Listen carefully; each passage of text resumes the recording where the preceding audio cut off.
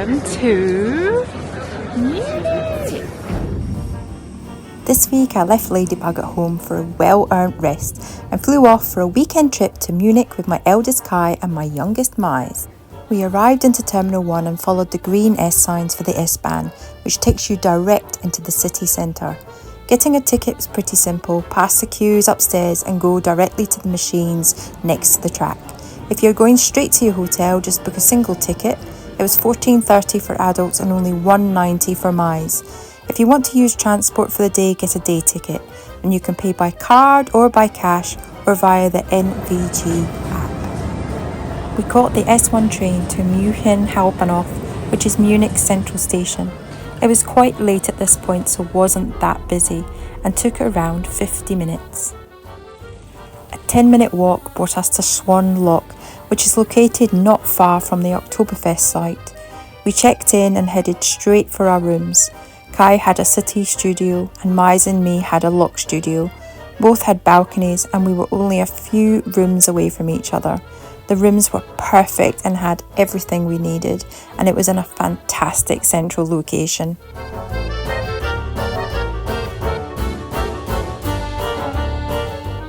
We woke up to a lovely day in Munich, and as we hadn't had any dinner the night before, we went straight to Backwork Bakery for some breakfast.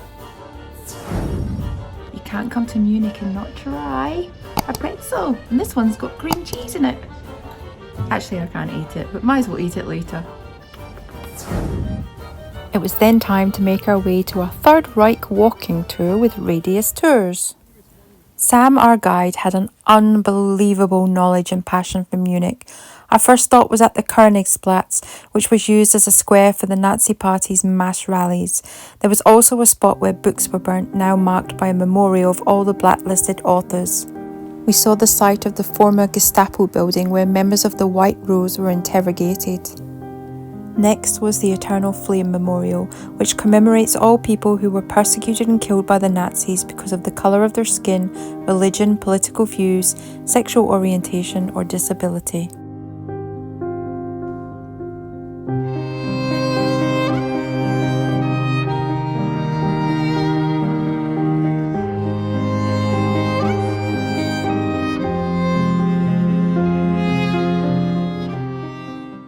Sam told us the story of Georg Elsa, a carpenter who came within 13 minutes of assassinating Adolf Hitler at the Bürgerbau Keller beer hall.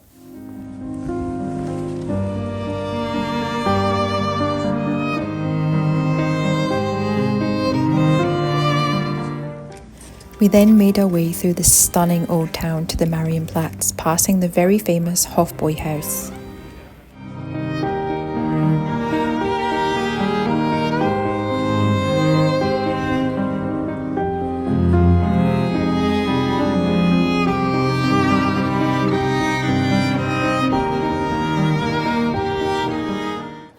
Feeling a bit hungry after the end of our 3-hour walking tour, we went to the food market, where Kai enjoyed some bratwurst and Mize some currywurst.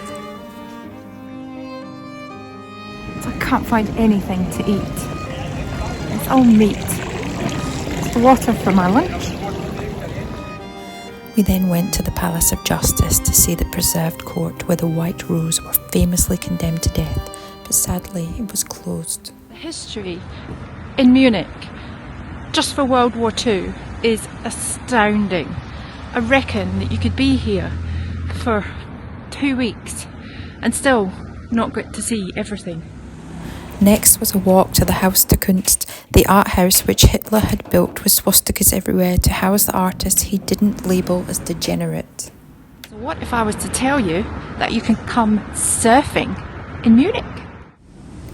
The English Garden is Munich's largest park with a host of things to do, but it also attracts surfers all year round at the ice bath.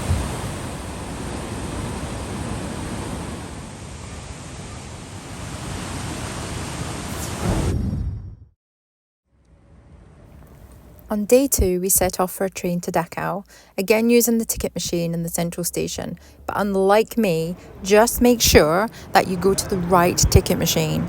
Key in where you want to go, pick a day ticket, and then you will have free travel on buses, trains and trams until 6 a.m. the next day. You then follow the green S-Bahn signs downstairs and we caught the S2 to Dachau. The journey only took around 20 minutes.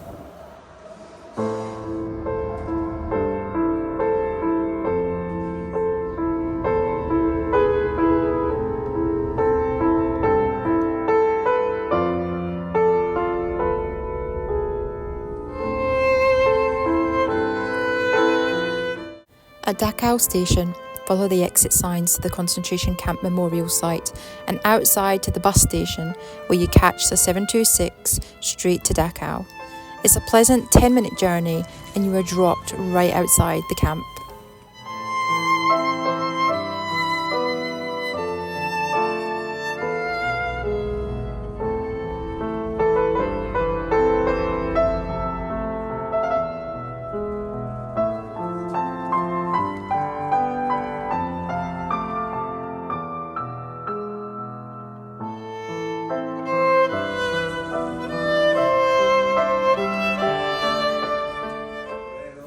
Entry is free and you can go on a tour for a small fee or rent the audio guides for €4.50. This is a must or you will miss out on a lot of vital information. You have a map and you're free to wander.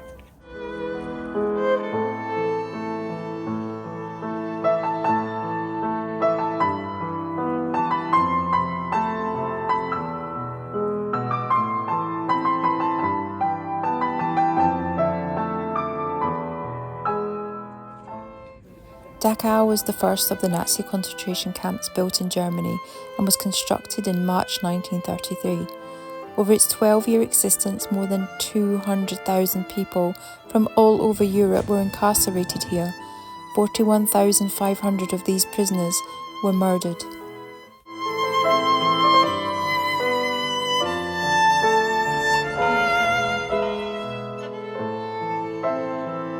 Automatically, when you tell someone that you're coming to Munich, they just think of Oktoberfest, beer, pretzels, but Munich has got so much more to it than that.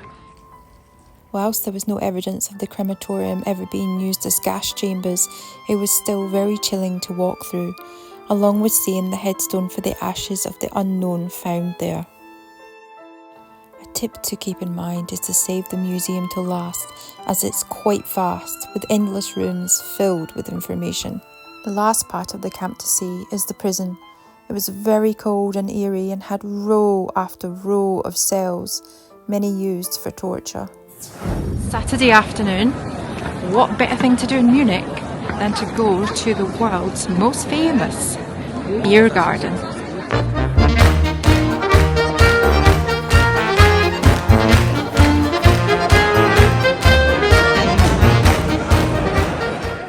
We grabbed a bench in the unreserved section and ordered 2 large original beers. We also ordered some food, which was pretty good too, even though it was a little bit pricey, but it was well worth it for the experience and the amazing atmosphere.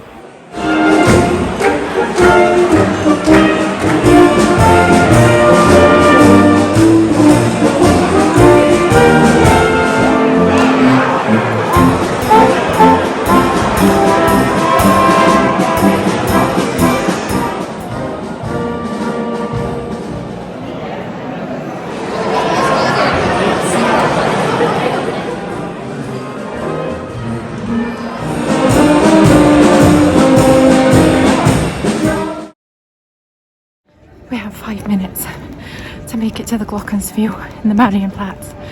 I might faint when I get there. We made it! The glockenspiel in the tower of the town hall in the Marienplatz plays every day at 11 and 12 and tells the story on the top half of a tournament to celebrate the marriage of King Wilhelm, and on the bottom half portraying the Cooper's dance.